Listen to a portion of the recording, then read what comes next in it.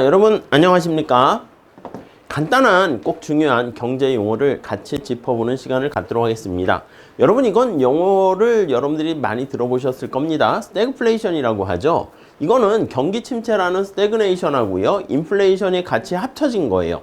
경기 침체라는 것은 말 그대로 경제 상황이 안 좋은 거예요. 실업이 많아지게 되고요, 소득 수준도 줄어들게 되고 뭐 그런 상황입니다. 인플레이션은요, 물가가 상승하는 상황이에요. 보통은 경제가 좋아질 때, 호황이 될 때 인플레이션이 되고요, 불황일 때 오히려 디플레이션이 되는, 경기 침체일 때 디플레이션, 물가가 하락하는 경우가 되게 많을 텐데, 이 경우는 둘 다 나쁜 거 아니겠습니까? 이게 한꺼번에 일어나기 때문에 우리 경제학에서는요, 이 스태그플레이션이 상황이 닥치게 되면, 요즘 우리나라가 그럴 위기에 있다라고 하는 분도 계시던데, 그런 경우는 해결하기가 굉장히 힘들게 되는 문제가 발생합니다. 자, 아무튼 경제 침체와 경기 침체와 그리고 인플레이션이 동시에 왜 발생하는가라고 하면은요, 첫 번째는 공급 측면의 충격이 있습니다. 우리가 기본적으로 수요와 공급이 상호작용해서 경제에 미치는 영향에 대해서 다루게 되는데, 공급 충격이라는 것은요, 석유 파동이 발생했습니다. 원자재 가격이 비싸졌습니다. 공급망이 붕괴돼 가지고 운송비나 수송 같은 거 하는데 비용이 굉장히 많이 붙는다 합시다.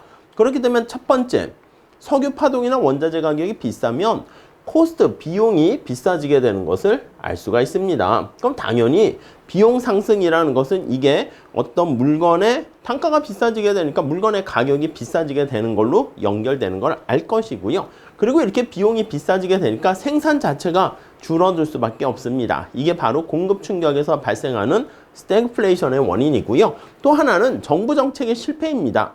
정부가 보통 경제를 부양시키려고요, 과도한 재정 지출이라든가 돈을 막 풀었어.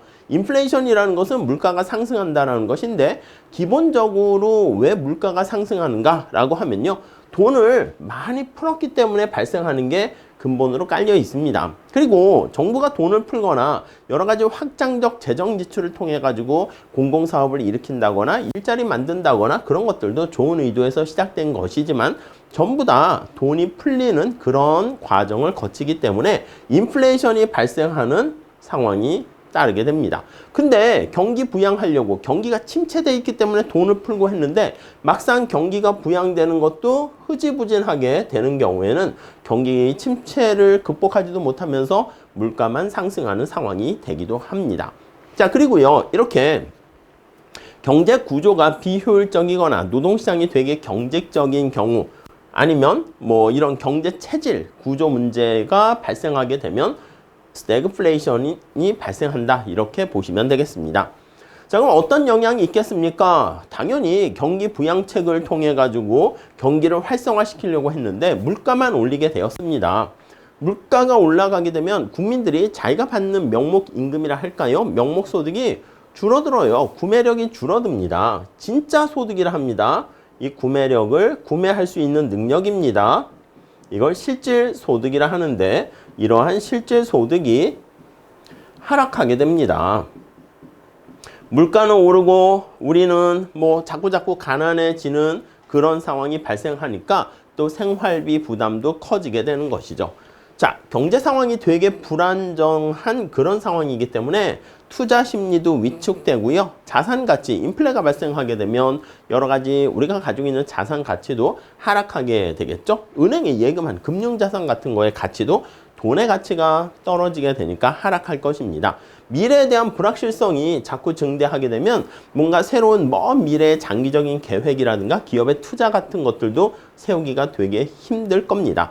자, 언제 스태그플레이션의 가장 대표적인 사례가 언제 있었는가 하면 1970년대 오일 쇼크, 원자재 가격 상승일 때 있었고요. 그리고 2000년대 중반에 팬데믹 이후에 뭐 글로벌 공급망 병목 현상, 이러고 러시아 우크라이나의 뭐 전쟁으로 인해 가지고 에너지 식량 가격이 급증하게 된 것, 요게 가장 대표적인 게 아닌가라고 보시면 될 것 같습니다. 자, 이거는 많이 여러분들께서 들어보셨던 용어이긴 한데요, 그래도 굉장히 기본적이지만 중요한 내용이라서 간단하게 살펴보았습니다. 자, 다음 시간에 또 같이 한번 살펴보도록 할게요. 감사합니다.